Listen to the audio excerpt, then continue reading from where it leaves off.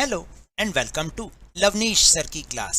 This is Directorate of Education GNCT of Delhi's worksheet assessment worksheet number 9 and it is only for 6th class students. It has taken from the subject social science.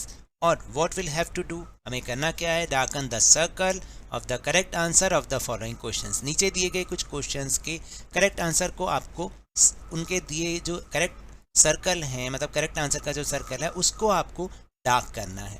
So let's see these questions and try to do. First question is anyone who is dash years old और more and who has the right to vote and whose name in the village voter list is a member of the ग्राम सभा. यानी कितने वर्ष के लोग या उससे ज़्यादा के लोग जिनको वोटिंग राइट होता है और जिनका नाम विलेज की वोटर लिस्ट में होता है वो ग्राम सभा के मेंबर होते हैं. 10 ईयर्स, 16 ईयर्स, 18 ईयर्स और 15 years. Right answer is 18 years. तो आपने इसके सर्कल को इस तरह से डार्क करना है. Now question number 2. Secretary of the gram sabha is appointed by the. Secretary of gram sabha किसके द्वारा अपॉइंटेड होता है? ग्राम सभा, ग्राम पंचायत, गवर्नमेंट या sarpanch. Right answer is C, government. Then question number 3. Which among the following is not the source of the funds for the panchayat. यानी इनमें से कौन सा ऐसा है जो पंचायत के लिए सोर्स ऑफ फंड नहीं है? First is collection of taxes on house. House से लिया गया टैक्स, मार्केट प्लेस से लिया गया tax. Through various departments of the scheme funds receive. विभिन्न विभागों से जो फंड्स प्राप्त होते हैं वो ये तो होता है.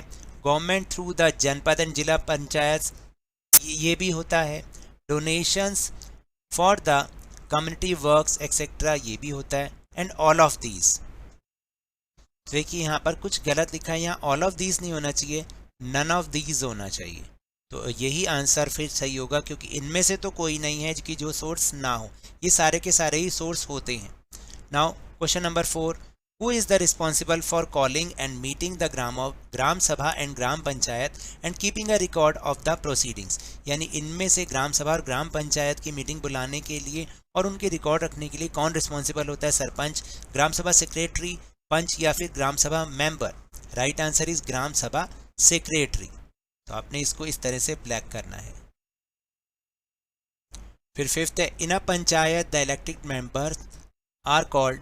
पंचायत के इलेक्टेड मेंबर्स को हम किस नाम से जानते हैं? काउंसलर, सरपंच, पंच या फिर gram sabha secretary. Right answer is C, panch. Question number 6 is in a municipal corporation the elected members are called. Municipal corporation में जो इलेक्टेड मेंबर्स होते हैं उनको क्या कहा जाता है? सरपंच, काउंसिलर, ग्राम सभा सेक्रेटरी या फिर panch. Right answer is B, councillor. और आप इसको याद रखिएगा अच्छे से, हालांकि हमने वर्कशीट में भी इसको समझा है लेकिन आप इसको फिर से एक बार याद कर लीजिएगा. Elections are held once every dash years for the panchayat as well as for the municipality. देखिए म्यूनिसिपैलिटी और पंचायत के लिए प्रत्येक कितने वर्षों में इलेक्शंस होते हैं? 5 ईयर्स, 3 ईयर्स, 2 ईयर्स या फिर 10 years. Right answer is a, 5 years. तो आपने इसको ब्लैक करना है. Now question number 8. Which is not the part of Panchayati Raj system. इनमें से कौन ऐसा है जो पंचायती राज सिस्टम का पार्ट ही नहीं है? ग्राम पंचायत है, जनपद पंचायत भी है, जिला परिषद भी होता है, Nagar Nigam is not the part of Panchayati Raj.